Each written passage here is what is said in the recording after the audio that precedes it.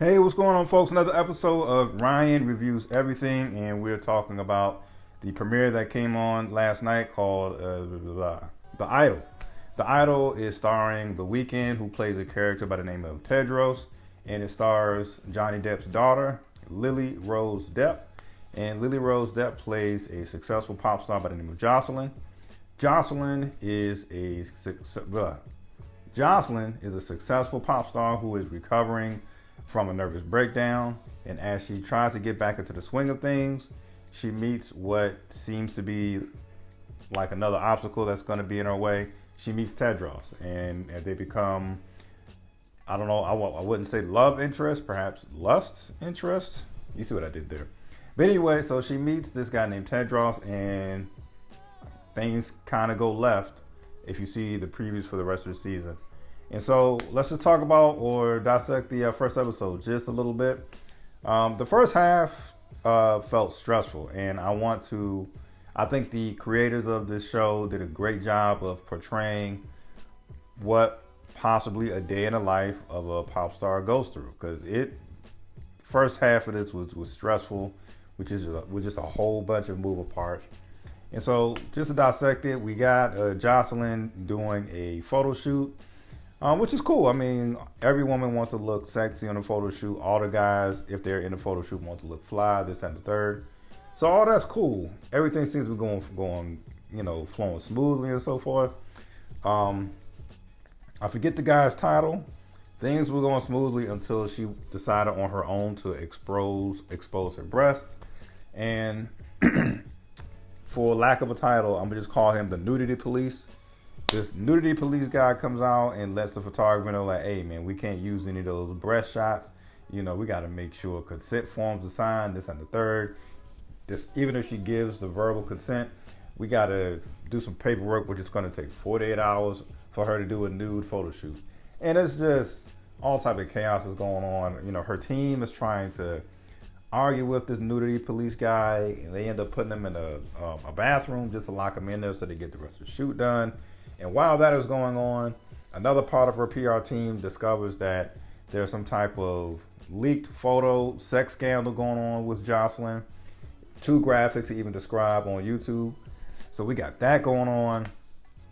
And then after those things, she finishes the photo shoot and immediately has to go into learning this, complex but sexual dance routine with her choreographers and the lead choreographer lady, which is, I believe she's part of the K-pop community.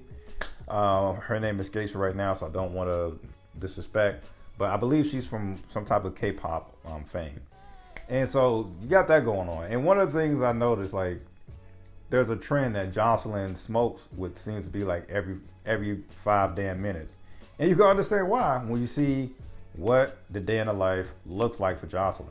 So she finds, after she finishes the dance choreography, after she finishes the photo shoot, she learns about this leaked sex scandal thing, and she's trying to play it cool with it. You know what I'm saying? So it's a lot going on.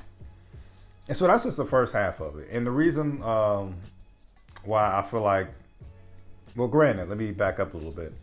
This was only 6 episodes long. And because it's only 6 episodes long, I felt like certain things just felt rushed. And this is one of the examples that I feel like felt rushed. I guess to kind of like wind down or clear her head, she goes to a club, and this is where she meets Tedros, played by The Weeknd. And he is like a club owner of like this hole in wall club for what it looks like.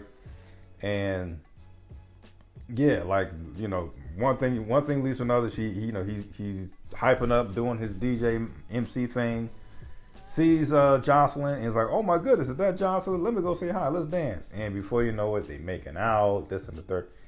Shit just moved way too fast. I don't want to go step by step of this in 1 hour show. Shit just seemed too fast. I know we can't judge a book by its cover, but come on, sometimes we are guilty of that. There's nothing by the way The Weeknd is dressed that says, oh yeah, I could trust you. Like, the guy is literally dressed like a janky promoter, or even like some type of used car salesman to a degree. He has this bum ass ponytail. He has, the short sleeved club shirt, dress shirt going on. Like, nothing about this guy says, yep, this is the guy that stole my heart. If you're this Britney Spears-esque, Christina Aguilera-esque pop star in this fictional show, The Idol. And from that point on, that's where I was reading some of the comments, and that's where you kind of get some of the negative comments that I came across that was saying, this felt like a one long porno episode, or this and the third.